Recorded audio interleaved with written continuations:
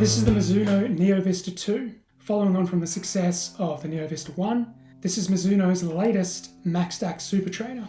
It competes with shoes such as the Asics Super Blast, the New Balance Supercomp Trainer, the Hoka Skyward X, and the Adidas Prime X Strung, among others. For some, this shoe may work as a solid all-rounder, an easy day shoe that's capable of picking up the pace, but the sweet spot seems to be in the steady range, somewhere between marathon pace and a typical easy run. For those who like to get rolling on their long runs, this may well be the shoe that keeps the pace ticking over mile after mile.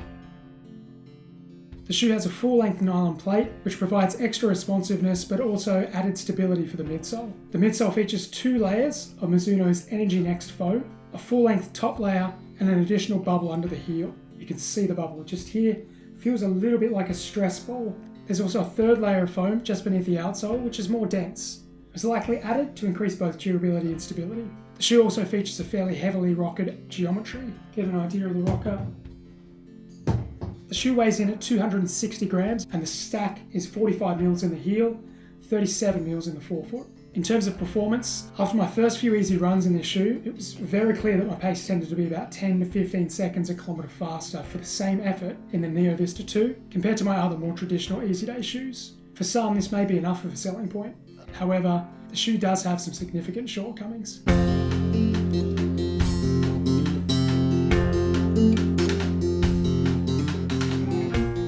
The fit. For me, this is the shoe's biggest drawback. I had to go a half size down, and even then I wouldn't describe the fit as snug. This is compounded by the booty upper, which largely prevents adjustments to fit along the midfoot and especially around the ankle. Even after pulling the laces as tightly as I could, uncomfortably so, on the first few runs, I still had to stop and retighten after a few hundred metres of setting off. The silver lining, however, is it's been less of an issue after this breaking in period. It took about 4 to 5 runs before I really started to feel comfortable with the fit, and I've been able to get the heel locked down enough without needing readjustments. However, it still isn't as secure as I'd like from a $320 shoe. This may not be as much of an issue for runners with high volume feet, but for me, someone with a particularly narrow foot, it's almost a deal breaker.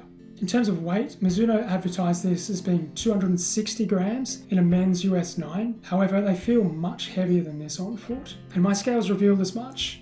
There was actually quite a discrepancy between the left shoe and the right shoe in terms of weight. I got it as 269 grams in the right shoe and around 257 grams in the left.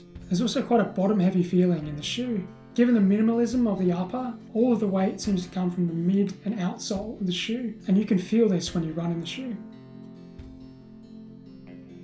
I'll preface by saying that I'm a mid to forefoot striker. When I land in the shoe, I can certainly feel the segmented geometry of the outsole and the forefoot. It's quite a large cutout that extends from the heel to the metatarsals through the middle of the sole. Because of this, I'm not getting a particularly cushioned sensation when I strike the ground. I also feel the plate in the middle of my forefoot, which isn't particularly comfortable. However, when I'm running down hills, where I'm landing much further back in the shoe, I get a very different sensation on foot. I would compare it to stepping onto a suspension bridge or riding a mountain bike with dual suspension. The experience is one of the foot hovering in the foam rather than striking it. Any jarring is completely dulled and the shoe rolls forward smoothly to toe off.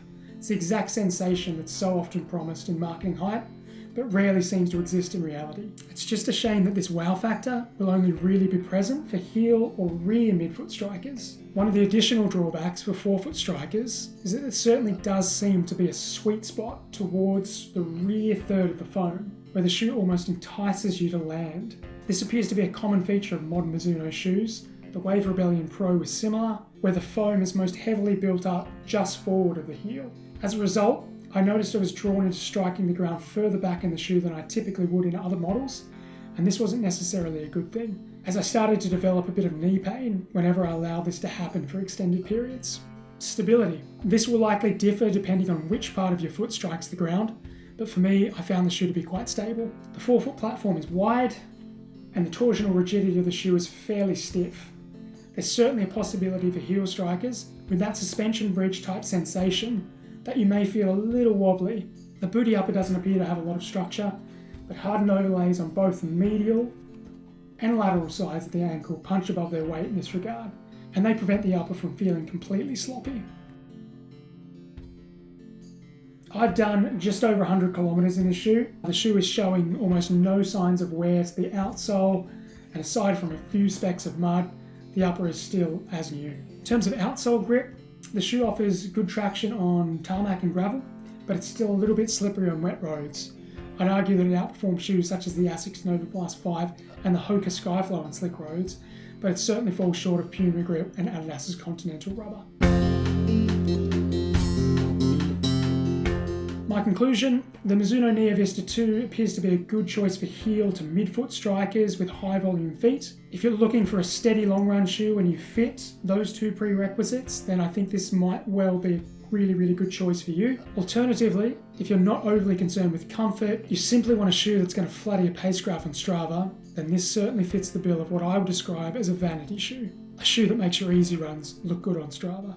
However, I don't think it has much utility outside of this steady pace range, somewhere between easy and marathon pace. The upper construction, combined with a bottom-heavy feeling, limits the shoe's use as a speed trainer, and the lack of comfort would have me opting for other models as an easy-day shoe, such as the Asics Nimbus or the Puma Mag Max. In terms of comparison with other shoes, I personally would go with the Asics Super Blast if you can find a pair. I think it's a much better option, even though it doesn't have a plate. It's much more comfortable, much more stable, and I dare say probably better for performance as well. So that's my review of the Mizuno Neo Vista 2.